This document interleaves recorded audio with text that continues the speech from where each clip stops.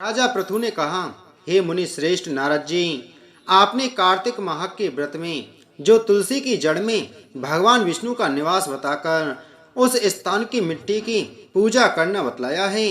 अतः मैं श्री तुलसी जी के महात्म को सुनना चाहता हूँ। तुलसी जी कहाँ और किस प्रकार उत्पन्न हुई, यह बताने की कृपा करें। नारद जी बोले, राजन, अब आप तुलसी जी की महत्ता तथा उनके जन्म का प्राचीन इतिहास ध्यान पूर्वक सुनिए। एक बार देवगुरु बृहस्पति और देवराज इंद्र भगवान शंकर का दर्शन करने कैलाश पर्वत की ओर चले। तब भगवान शंकर ने अपने भक्तों की परीक्षा लेने के लिए जटाधारी दिगंबर का रूप धारण कर उन दोनों के मार्ग में अवरोध उत्पन्न किया।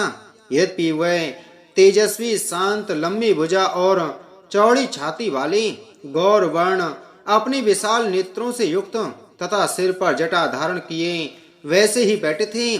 तथापि उन भगवान शंकर को न पहचान कर इंद्र ने उनसे उनका नाम व धाम आदि पूछते हुए कहा कि क्या भगवान शंकर अपने स्थान पर हैं या कहीं गए हुए हैं। इस पर तपस्वी रूप भगवान शिव कुछ नहीं बोले। इंद्र को अपने त्रिलोकी नाथ होने का गर्व था। उसी अहंकार के प्रभाव से वह चुप किस प्रकार रह सकता था। उसने क्रोधित होते हुए उस तपस्वी को धुड़क कर कहा, अरे, मैंने तुमसे कुछ पूछा है और तू उसका उत्तर भी नहीं देता।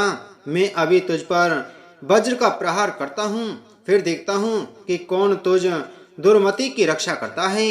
इस प्रकार कहकर जैसे ही इंद्र ने उस जटाधारी दिगंबर को मारने के लिए हाथ में वज्र लिया, वैसे ही भगवान शिव ने वज्र सहित इंद्र का हाथ स्तंभित कर दिया और विकराल नेत्र कर उसे देखा।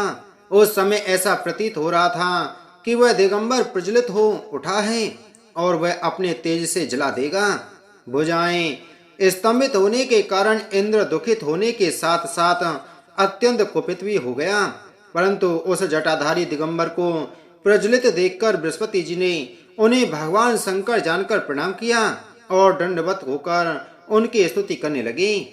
बृहस्पति भगवान शंकर से कहने लगे, हे दीनानाथ, हे महादेव, आप अपने क्रोध को शांत कर लीजिए और इंद्र के इस अपराध को क्षमा कीजिए।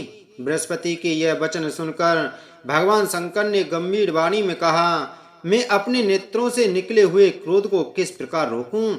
तब बृहस्पति ने कहा, भगवान, आप अपना भक्त वत्सल नाम सार्थक करते हुए अपने भक्तों पर दया कीजिए। आप अपने इस तेज को अन्यंत्र स्थापित कीजिए और इंद्र का उद्धार कीजिए। तब भगवान शंकर गुरु बृहस्पति से बोले, मैं तुम्हारी स्तुति से अत्यंत प्रसन्न हूँ। तुमने इंद्र को जीवन दान दिलवाया है। मुझे विश्वास है कि मेरे नेत्रों की अग्नि अब इंद्र को पीड़ित नहीं करेगी। बृहस्पति से इस प्रकार कहकर भगवान शिव ने अपने मस्तक से निकाले हुए अग्नि में तेज को अपने हाथों में ले लिया और फिर उसे क्षीर सागर में डाल दिया। तत्पश्चात भगवान शंकर अंतर्ध्यान हो गए। इस प्रकार जिसको जो जानने की कामना थी उसे जानकर इंद्र तथा बृहस्पति अपने अपने स्थान को चले गए। कार्तिक मास महात्म 9वां अध्याय संपूर्ण। बोलो कार्तिक के ठाकुर की जय हो।